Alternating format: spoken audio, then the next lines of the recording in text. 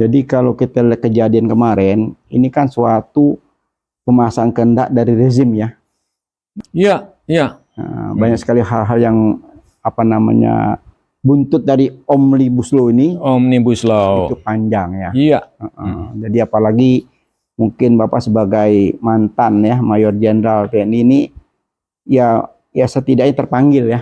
Ya. Terpanggil dengan kejadian, apalagi statement dari apa namanya seorang panglima ya. Ya. Gitu. Saya juga begitu. Seorang bintang 4 Laksamana, apakah benar tuh berbicara seperti itu? Jadi saya seperti Bapak juga. Benar apa hoak? Saya cepat konfirmasi juga ya sama apa namanya sama teman-teman, kan banyak teman-teman Pati itu ya.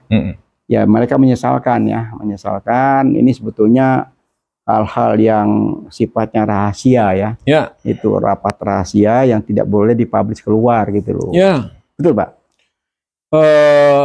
Boleh kita berpikiran begitu, tapi mungkin saya punya pendapat lain. Mungkin ada kekuatan-kekuatan tertentu hanya untuk memisahkan TNI dengan rakyat. Karena kekuatan kita itu, Indonesia ini, terdapat di TNI dengan rakyat. Apabila manunggal kondisi bangsa ini, kan, saat ini sangat terdapat ancaman yang dinamakan ancaman nirmiliter. Nah, untuk mempertahankan NKRI ini kita punya sistem pertahanan rakyat semesta, atau Sishanta, sistem pertahanan semesta. Nah, antara lain di semua aspek kehidupan. Ya, yang paling menonjol sekarang masalah geografi ya, dan demografi. Ya, demografi ini kita kan bisa melihat, ya salah satunya ya demografi ya. Ini TKA sangat kencang. Mungkin pejabat pemerintah kaitannya dengan masalah penduduk pernah keceplosan. Penduduk Indonesia sudah 300 juta TKA. Ini yang masuk, diduga udah. Nah kalau gitu terjadi keseimbangan demografi, jumlah penduduk terganggu. Kalau terganggu, ini bahaya terhadap keutuhan NKRI. Apalagi ekonomi dia pegang. Menurut buku strategi pertahanan, karena ini bisa NKRI bubar.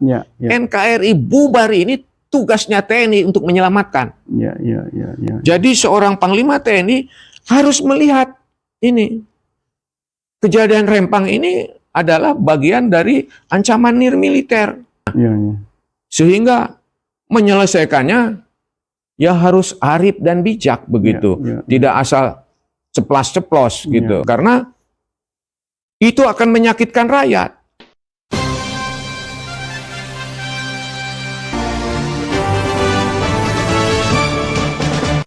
Jangan lupa ya di subscribe, like, komen, share, dan tekan tombol loncengnya.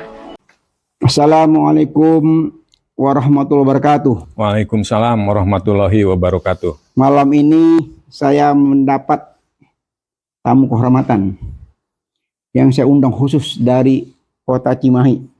Kota Tentara. Masya Allah. Pak Dedi Setiawan Budiman. Dedi Setia Budiman. Mayor Jenderal ya. Masya Allah. Dulu Mayor Jenderal TNI, sekarang sudah pensiun. Tapi tetap warnanya warna jenderal. Amin. Amin. Saya selalu udah ketemu jenderal ini bersemangat gitu. Iya. Sehat-sehat Bapak? Alhamdulillah. Sehat 17 tahun. 17 tahun gitu ya. Sehat. Ini satu kehormatan yang luar biasa buat saya nih. Bapak memenuhi undangan khas channel dan Peace Channel. Sama, saya juga merasa bahagia, gembira bisa bersilaturahmi dengan Habib. Kita bisik-bisik politik kenegaraan. Boleh juga. Yang lagi rame-rame ya. Iya. Masya Allah, Masya Allah. Bapak ini Ketua Umum Aliansi Pejuang dan Purnawirawan Indonesia atau Aliansi Pejuang dan Purnawirawan TNI atau disingkat APPI atau APP TNI Polri. Ya. tanpa Polri. Oh, tanpa Polri, TNI saja ya. TNI saja. Masya Allah, Masya Allah. Ya. Saya lihat akhir-akhir ini apa namanya di ujung rezim kabinet ini begitu antusiasnya purnawirawan ya.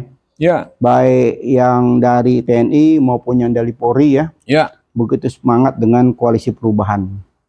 Ya. Itu saya menyaksikan sendiri, saya melihat sendiri. Hari ini, waduh, dibuktikan lagi nih. Kalau cuma orang ngomong-ngomong, ini bukti nih. Dari Cimahi khusus datang ke Has dan Peace Channel, luar biasa. Has dan Peace Channel. Dan Peace Channel. Oh, kita ada 2 channel. Selamat bergabung di Peace dan Has Channel. Oke. Ya. Semoga bermanfaat buat bangsa dan negara. Amin, amin, amin ya robbal alamin. Bisik-bisik politik kelas tinggi nih, mainannya jenderal nggak mainnya. Luar biasa ini. Kelas tinggi. Iya. Ini kita betul-betul terusik Pak, jujur Pak. Ya. Jadi begitu semangatnya rakyat ya. Ya. Nah, yang selama hampir 2 periode ini banyak penderitaan, terakhir juga kasus di mana-mana, apalagi yang belum lama ini kasus Rempang, ya, yang betul-betul mengusik ya, mengusik kita semua. Nah, bagaimana menurut Pak Dedi nih? Ya, kebetulan saya dulu pernah jadi dandim di Kepulauan Riau. Oh, itu bagian dari Kodim Kepulauan Riau. Ya. Jadi di Kepulauan Riau itu ada 2 kodim waktu tahun 95-96, Kodim Batam dan Kodim Kepulauan Riau. Daerahnya itu antara lain sampai ke Rempang, Galang. Saya waktu pengembalian orang Vietnam, saya pas di sana. Waktu bikin jembatan juga saya pas di sana. Tahun berapa tuh Pak? 95-96. 95-96, ya. Masya Allah. Ya, gitu. Jadi Bapak berasa terusik juga ya dengan kejadian Rempang kemarin ya? Betul sekali, saya merasakan sekali gitu. Terusik sekali ya, gitu. Yang sudah menempati berapa ratus tahun, kok dengan mudah gitu mereka dipaksa tidak lewat kegiatan-kegiatan yang sesuai dengan keadilan dan kemanusiaan. Ya, memang kita melihat peta politik terkini ya menjelang Pilpres ini banyak sekali yang kejadian-kejadian yang luar biasa ya. Luar biasa. Luar biasa. Saya pasti kejadian kemarin itu lagi dengan Pak Sony lagi di Palembang, di Sumsel ya. Luar biasa. Tidak sesuai dengan nilai-nilai luhur Pancasila. Atau tidak sesuai dengan visi misi bangsa ini gitu yang terdapat di dalam pembukaan Undang-Undang Dasar 45. Iya. Jadi kalau kita lihat kejadian kemarin, ini kan suatu pemasangan kehendak dari rezim ya. Ya. Untuk yang sekian kalinya ya. Iya. Nah, banyak sekali hal-hal yang buntut dari Omnibus Law ini. Omnibus Law. Itu panjang ya. Iya. Jadi apalagi mungkin Bapak sebagai mantan ya Mayor Jenderal TNI ini ya setidaknya terpanggil ya. Iya. Terpanggil dengan kejadian, apalagi statement dari seorang panglima ya. Ya. Gitu. Saya juga sempat terkaget antara percaya dan nggak percaya ada videonya. Apa ini editing? Apa betul? Nah, gimana Pak Dedi nih? Ya, saya juga begitu antara percaya dan tidak, gitu. Seorang bintang 4 Laksamana, apakah benar tuh berbicara seperti itu? Jadi saya seperti Bapak juga. Benar apa hoak? Tapi mungkin akan saya jawab dengan panjang lebar. Silakan Habaib untuk menyimpulkan. Begitu. Bagaimana? Oh, gitu ya. Iya, jadi saya cepat konfirmasi juga ya sama sama teman-teman, kan banyak teman-teman parti itu ya. Ya, mereka menyesalkan ini sebetulnya hal-hal yang sifatnya rahasia ya. Ya. Itu rapat rahasia yang tidak boleh dipublish keluar gitu loh. Ya. Betul, Pak? Boleh kita berpikiran begitu, tapi mungkin saya punya pendapat lain. Mungkin ada kekuatan-kekuatan tertentu hanya untuk memisahkan TNI dengan rakyat. Gitu. Hanya untuk memisahkan TNI dan rakyat. Karena kekuatan kita itu, Indonesia ini, terdapat di TNI dengan rakyat apabila manunggal. Begitu. Ya. Kok begitu mudahnya seorang panglima berani mengucapkan seperti itu? Piting saja katanya, satu persatu kalau perlu. Ya, mungkin saya jawab dulu dengan rada-rada panjang dikit ya. Nggak apa-apa, silakan. Nanti silakan. Jadi kondisi bangsa ini kan saat ini sangat terdapat ancaman yang dinamakan ancaman nirmiliter. Nirmiliter. Ancaman nirmiliter yang berimplikasi kepada tugas pokok TNI. Saat ini berkembang di semua aspek kehidupan. Ideologi, politik, ekonomi, sosial, budaya, sumber daya alam, geografi, dan demografi. Ada semua. Yang dapat menimbulkan bubarnya NKRI. Bubarnya NKRI ini tanggung jawab TNI. Tanggung jawab TNI. Begitu. Nah, untuk mempertahankan NKRI, ini kita punya sistem pertahanan rakyat semesta. Atau Sishanta, sistem pertahanan semesta. Gitu. Sistem pertahanan semesta itu dilakukan dengan strategi berlapis, ya. Lapis pertahanan militer dan lapis pertahanan nirmiliter. Gitu. Kalau menghadapi ancaman militer, ini sistem pertahanan militer di depan, nirmiliternya rakyat membantu di garis kedua. Begitu. Nah, sekarang ini yang paling banyak menonjol adalah ancaman nirmiliter. Antara lain di semua aspek kehidupan. Ya, yang paling menonjol sekarang masalah geografi ya dan demografi. Ya. Demografi ini kita kan bisa melihat ya, salah satunya ya demografi ya. Ini TKA sangat kencang. Terutama zaman Covid itu kencang sekali. TKA. Banyak. Malah mungkin pejabat pemerintah kaitannya dengan masalah penduduk pernah keceplosan. Penduduk Indonesia sudah 300 juta. Padahal sebelum-sebelumnya kan kalau nggak salah hanya 250 juta sekitar segitu. Berarti kan sudah ada 50 jutaan TKA. Ini yang masuk, diduga udah. Nah, kalau gitu terjadi keseimbangan demografi, jumlah penduduk terganggu. Kalau terganggu, ini bahaya terhadap keutuhan NKRI. Apalagi ekonomi dia pegang. Apalagi ekonomi sedang dimiskinkan sekarang. Ini ekonomi dimiskinkan juga bisa menimbulkan bubarnya NKRI. Begitu. Nah, menurut buku strategi pertahanan ya yang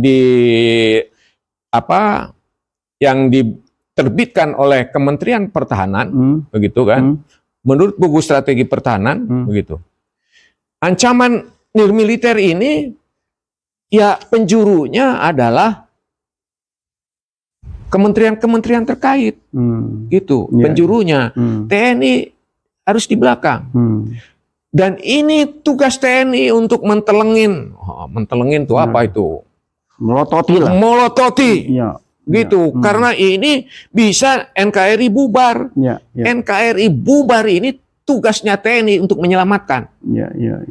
Jadi seorang panglima TNI harus melihat ini. Kejadian Rempang ini adalah bagian dari ancaman nirmiliter. Kaitannya demografi, kaitannya bidang ekonomi. Kan seperti itu mestinya. Sehingga menyelesaikannya ya harus arif dan bijak begitu. Tidak asal ceplas-ceplos gitu. Tidak boleh ceplas-ceplos. Karena itu akan menyakitkan rakyat. Kekuatan TNI ini dalam melaksanakan tugas bisa hebat apabila manunggal dengan rakyat. Nah, sekarang rakyat disakiti. Ya parah bagi TNI begitu. Tidak akan mampu melaksanakan tugas. Gitu. Tidak akan mampu melaksanakan tugas. Tugas TNI itu ada 3. Begitu. Menyelamatkan bangsa, ya, menyelamatkan keutuhan wilayah, menyelamatkan kedaulatan NKRI. Untuk melaksanakan ini dengan menggunakan sistem pertahanan rakyat semesta. Nah, sistem pertahanan rakyat semesta tidak akan terlaksana apabila tidak manunggal dengan rakyat. Nah, sekarang kalau TNI benar-benar menyakiti, kemanunggalan nggak ada. Kalau kemanunggalan nggak ada, saya yakin tugas pokok TNI tidak akan bisa dilaksanakan. Ya. Mungkin Bapak terusik, Pak, ya? Wah, terusik sekali gitu. Ini terusik sekali. Dan sebaiknya pemerintahan ini kalau kaitan gusur menggusur janganlah dilibatkan TNI. Karena akan menyakiti rakyat kalau seperti contoh di Rempang. Kalau menyakiti rakyat, kemanunggalan tidak ada. Kalau kemanunggalan tidak ada dengan rakyat, semua operasi akan merugikan TNI begitu. Ya, apakah kita inginkan TNI berbenturan dengan rakyat? Dengan statementnya Panglima ini, saya sebagai Ketua Umum LSM PIS, ya, kita memberikan appeal ya, yang keras ya. Kenapa seorang Panglima berani mengucapkan piting saja katanya? Ya. Satu persatu dipiting kan selesai masalah. Gitu. Ya. Sampai saya juga lihat videonya, wah ini saya berpikir apa masuk akal gitu. Kok seorang Panglima bicara seperti ini? Gitu loh. Iya. Saya wajar ya, Panglima TNI ini sekarang dari Matra Laut, mohon maaf, begitu kan. Kalau mungkin dari Matra Darat, mentelengin bidang ideologi, politik, ekonomi, sosial, budaya, geografi, demografi, sumber daya alam, itu makanannya kalau Angkatan Darat. Jadi mohon maaf, mungkin kalau dari Matra Laut, mungkin ini tidak kulino dengan kehidupan seperti itu. Jadi wajar saja saya melihatnya. Karena beliau ini mungkin dulu teknis bagaimana supaya kapal ini jalan begitu, mengendalikan kapal, saya nyampe kemana, kan teknis.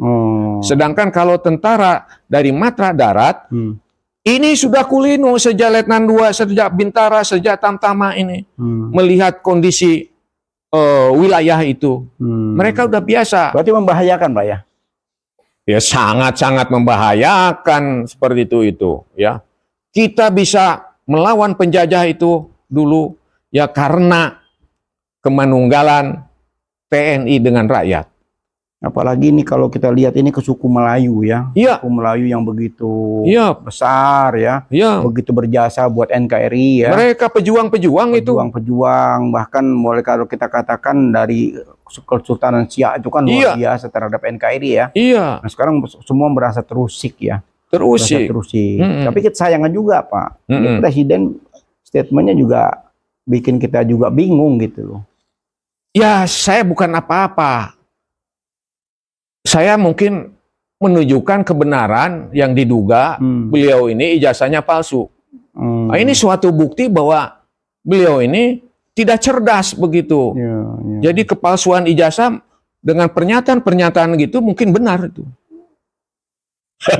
Ya mohon maaf gitu kan.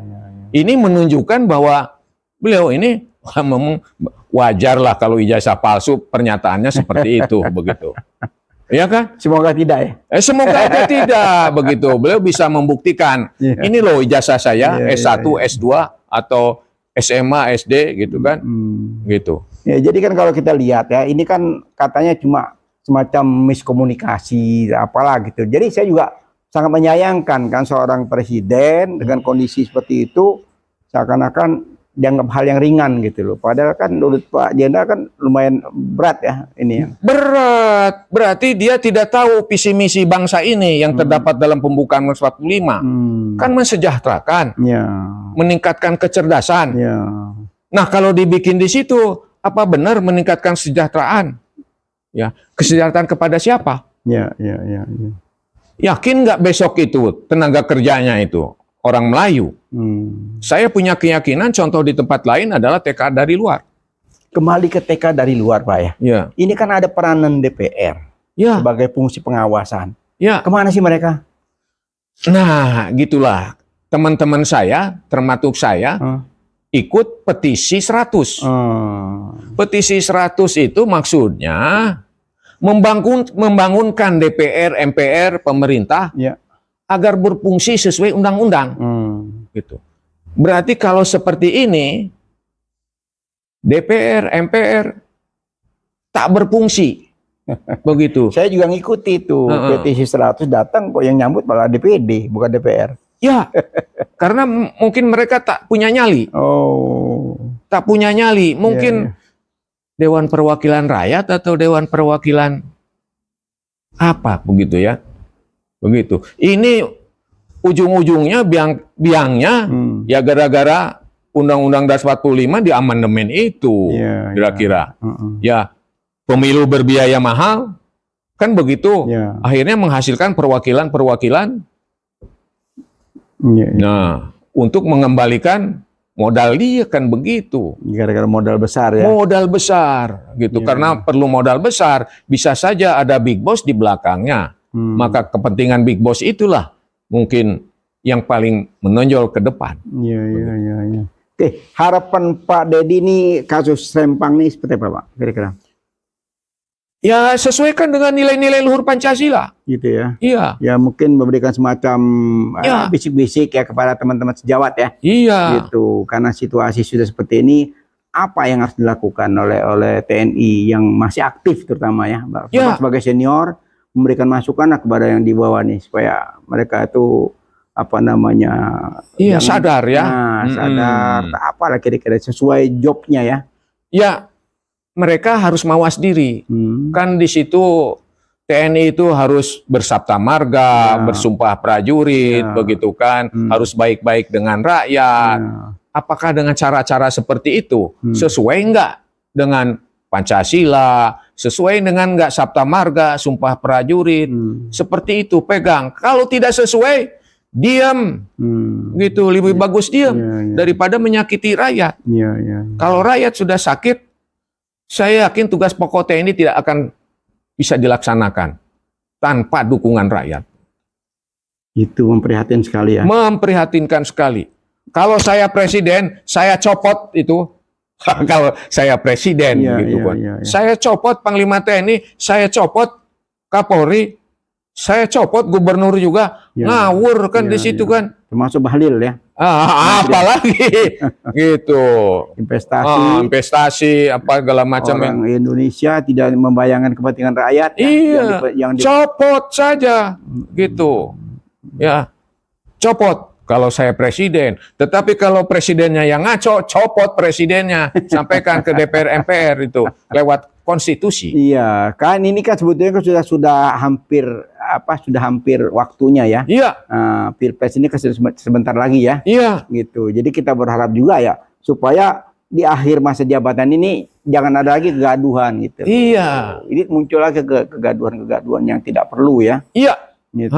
Mestinya kan saat akhir itu baik-baiklah dengan rakyat begitu kan. Tetapi mungkin sudah kehendak Tuhan gitu mungkin ya. Dia tambah kenceng-kenceng. Jangan-jangan besok rejim ini yang diadili rakyat. Gitu kan. Tidak menutup kemungkinan. Menyakiti terus. Menyengsarakan rakyat. Memiskinkan rakyat. Mengadu domba rakyat. Membunuh rakyat seperti kilometer 50. Waktu Pilpres 2019 juga 800 orang lebih meninggal. Luar biasa. Kan seperti itu. Luar biasa. Diadu domba, dibunuh, didolimi, dipitnah.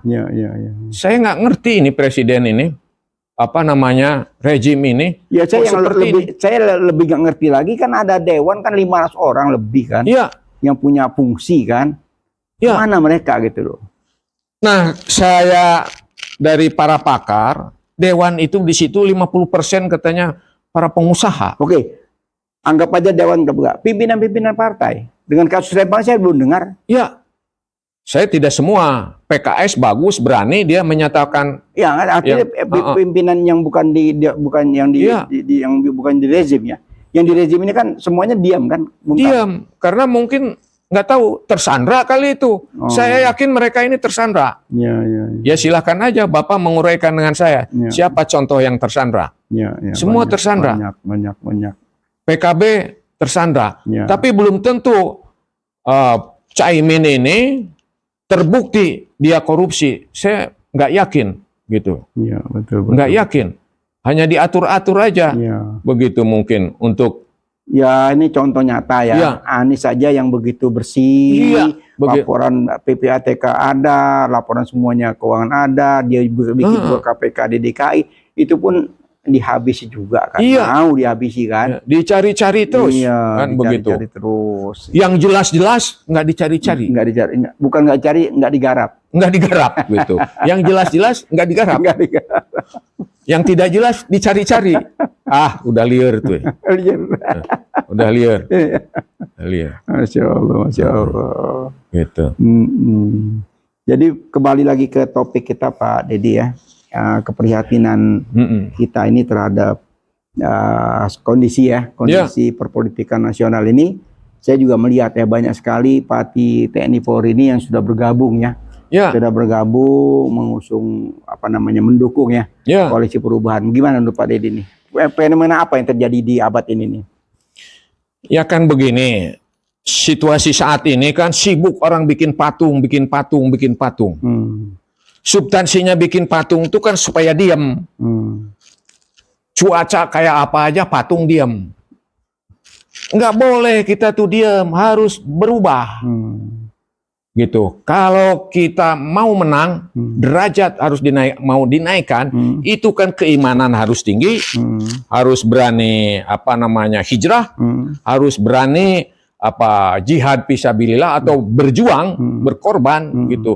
Baru Allah akan meningkatkan derajat dan memenangkan. Jadi penting ini perubahan ini, perubahan di dalam di hijrah itu yang penting itu karakternya, pikirannya harus cemerlang untuk NKRI, untuk mewujudkan visi misi bangsa yang terdapat di dalam pembukaan Undang-Undang 45.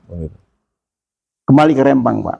Kembali ke Rempang. Rempang ini andaikan ya, kalau kita lihat ini kan masih bergulir ya, mahasiswa juga sudah datang ke DPR sana, audiens dengan pimpinan DPR, dengan otoritas Batam ya. Kira-kira endingnya kemana menurut Pak Dedi? Semacam katakan pengamatan dari situasi terkini ini. Ya, kalau ini terus memaksakan Rempang ini, ya selanjutnya kan tenaga kerja asing akan di situ. Ya, kalau tenaga asing di situ, lama-lama wilayah itu nanti akan menjadi Singapura kedua. Begitu. Kalau itu terjadi. Kalau itu terjadi, ya Singapura kedua. Saya yakin ini akan terjadi, akan terjadi, gitu kan? Kan banyak contoh sekarang.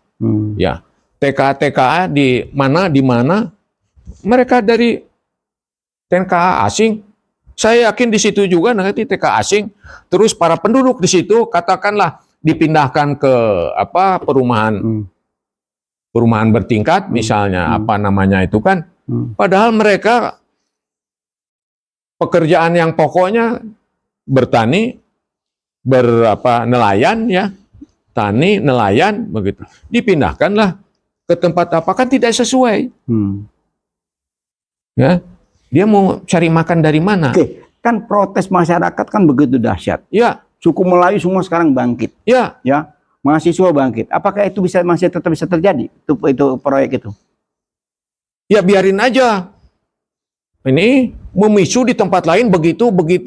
Ya silakan Panglima TNI dengan Kapolri. Mampu nggak? Saya yakin nggak mampu. Kalau seluruh bangsa Indonesia, rakyat Indonesia mendukung upaya Melayu terjadi di mana, saya yakin Polri dengan TNI nggak akan mampu. Bunuh diri itu. Sebaiknya stop. Sebaiknya di stop. Harus membela rakyat. Membela Melayu di Rempang. Karena saya pernah jadi dandim di Rempang tahun 95, 96 gitu. Koramil juga sudah ada 95, 96 itu. Jadi alangkah baiknya ya, alangkah indahnya apabila hal ini terjadi ditinjau kembali. Gitu. Karena eksesnya kan luar biasa. Luar biasa. Warga lainnya akan ramai seperti itu, mendukung Rempang, mendukung rakyat Rempang. Mampu nggak? Nggak akan mampu. Jadi pemicu. Jadi pemicu. Kalau sudah jadi pemicu, siapa yang susah? Rakyat susah, tentara rusak, susah, polisi susah, akhirnya negara juga susah, pemerintahan susah. Saya yakin Pak Deddy sebagai Mayor Jenderal juga kepengennya nggak terjadi itu kan, supaya aman-aman saja kan. Betul sekali. Iya, buat apa kita ribut-ribut antar kita sendiri ya, kan antar rakyat nih. Rakyat dan TNI katakan ada terjadi bentrok, membela pengusaha. Iya. Apa untungnya? Ya itu, ya mestinya kan diselesaikan dengan bijak begitu. Saya yakin manusia atau rakyat Rempang kan punya hati dan pikiran, kan bisa diatur begitu kan, dibangunkan di mana, di sebelah mana yang masih bisa hidup, mereka banyaknya nelayan, jangan di tengah hutan dibangunkannya, gitu. Ya di pantai juga. Ya, jadi kan ini kan kalau kita melihat ini kan gunanya negara ini kan melindungi kepentingan rakyat. Ya, kan itu kan. Iya. Kalau rakyat sudah kepentingan asingnya diutamakan, sama juga kita menjual negeri ini kan. Betul sekali. Betul sekali. Seperti tenaga asing tadi yang begitu banyak. Tidak ada yang bisa berupaya apa-apa. Saya juga nggak habis pikir. Iya. Ya itu saya berpikiran dengan teman-teman itu untuk menjadi pejabat begitu kan, untuk jadi anggota partai politik itu harus ditatar dulu bela negara. Dengan ditatar bela negara, dia saya yakin akan mencintai negaranya, akan mencintai rakyatnya. Tapi karena ini tidak lewat penataran bela negara, ya seperti ini. Nggak ngerti. Terutama pimpinan partai ya. Pimpinan partai gitu kan, yang akan menjadi caleg, yang akan menjadi kepala daerah, menjadi presiden, ya minimal dia tamatan Lemhanas begitu. Baru paham berbangsa bernegara, baru paham bagaimana mengelola negara, begitu. Bila perlu ditatar dulu Pancasila, gitu. Presiden itu. Ya, saya juga melihat statementnya Menteri Panglima ini kan mengusik hati ya. Dari LSMP kita berasa terusik, tapi kalau saya lihat dari pejabat-pejabat lainnya diam-diam saja ya. Ya, karena kita ini kepedulian sudah tidak ada. Mungkin karena sudah dimiskinkan, kepedulian sudah kurang. Padahal kita perintah Tuhan kepedulian itu. Kita kalau tidak peduli berarti sholatnya lalai. Atau mendustakan agama. Ini mungkin tidak dimengerti. Ya, yang dimiskinkan rakyat. Yang dimiskinkan rakyat. Yang pejabat dikayain, makin kaya. Kan gitu kan? Buktinya banyak. Iya, pimpinan partai makin kaya. Iya. Ya kan? Iya. DPR juga sama. Gajinya besar. Iya. Kan itu yang kenyataan kan? Realita di lapangan kan? Iya. Begitu mereka kaya raya, begitu mereka dengan mobil mewahnya. Tapi begitu kejadian di Rempang, mereka semuanya santai-santai saja. Bukan itu aja, pensiunan tidak naik-naik gaji juga. Gitu. Mbah kapan lagi tuh naik lagi? Ya seperti itu. Sedangkan di sana, wah, menggiurkan ya. Ya, saya juga pernah diskusi dengan Pak Sony Walaksama Sony ya, tentang pensiun ya. Uang pensiun itu memprihatinkan. Iya. Bayangkan pensiunan jenderal cuma 5-6 juta ya. Enggak juga. 4 juta sekian. Saya nggak ngerti juga, istri yang tahu. Saya capek juga kalau tahu berapa sih gitu kan. Karena nggak tahu, saya minta terus ke istri gitu. Oh gitu, sampai begitu ya? Iya. Masya Allah. Karena kalau tahu ngeri juga kan gitu. Tapi udah harus kita syukuri ya. Karena ada 20 juta yang miskin rakyat Indonesia tuh, lebih gitu. Yang tapi kita lebih prihatin lagi kan sekian gelintir orang kan jadi miliuner, Pak. Ya. Duitnya nggak kehitung. Ya. Tuh. Sementara ya ada yang bagi-bagi duit, ada apa, perebutan jabatan. Makanya mereka itu penakut semua. Pejabat-pejabat sekarang tuh penakut. Penakut apa? Takut miskin. Takut tidak berkuasa lagi. Makanya kan udah bukti itu banyak yang KKN. Mereka tuh penakut. Coba kalau pemberani, berani miskin, berani menegakkan kejujuran, kebenaran, keadilan, insya Allah bangsa ini makmur. Gitu. Ya luar biasa ya. Luar biasa. Gitu. Itu baru satu sisi yang kita lihat. Belum sisi lainnya ya. Ya itu ideologi politik, ekonomi, sosial, budaya, geografi, demografi, sumber daya alam. Ini cerita di Rempang. Bisa 10 jam. Gitu. Dari kalau semua ini Ya. seperti itu Ya, kondisinya kembali itu. lagi ke bisik-bisik kita ini, harapan kita ya, mungkin Pak Dedi sepakat ya, kita menjelang Pilpres ini ya, sudahilah ya, sudahilah kegaduhan ini dengan cara kalau memang proyek itu melukai hati rakyat, apalagi dengan protes yang begitu banyak dari rakyat, apalagi suku Melayu yang semua yang sudah merasa terusik, ya alangkah baiknya kalau itu dibatalkan saja. Iya, sebaiknya dibatalkan. Karena tujuan investasi masuk itu kan sebetulnya kan buat rakyat. Buat rakyat, mensejahterakan rakyat. Ya, tapi kalau bakal jadi sebaliknya, malah bisa wilayah itu habis sama mereka. Ya. Berarti kan babak belur itu babak kan. Belur. NKRI itu babak belur. Gitu. Ya sebaiknya dihentikan. Dihentikan ya. Jadi bisik-bisik politik kenegaraan tentang rempang, saran dari Mayor Jenderal Dedi Setia Budiman untuk dihentikan saja proyeknya. Dihentikan. Ya. Utamakan visi misi NKRI yang terdapat dalam pembukaan Undang-Undang Dasar 45. Ya. Disejahterakan, dicerdaskan, diselamatkan. Ya. Kalau ini kan bukan diselamatkan itu rakyat itu. Ya. Aduh. Jangan diadu rakyat dengan TNI. Itu yang harapan kita ya. Iya, jangan diadu domba. Iya. Nanti kalau diadu domba, tugas TNI akan gagal. Itu menyelamatkan bangsa, menyelamatkan keutuhan NKRI, menyelamatkan kedaulatan NKRI. Bila menyakiti rakyat terus gagal. Iya. Baiklah, kita tutup diskusi ini dengan kata kuncinya ya. Hentikan saja proyek di Rempang demi kedaulatan rakyat. Kedaulatan NKRI dan demi juga bersatunya TNI dengan rakyat. Itu kuncinya ya. Iya. Wabil taufik wal hidayah. Wassalamualaikum warahmatullahi wabarakatuh. Kita akan bahas lagi lebih detail tentang kenegaraan ini dengan Pak Dedi Setia yang jauh-jauh dari Ciamis datang ke sini. Ya, rasanya nanti ada beberapa episode kita akan bicarakan tentang politik terkini. Makasih Pak Dedi. Iya, sama-sama.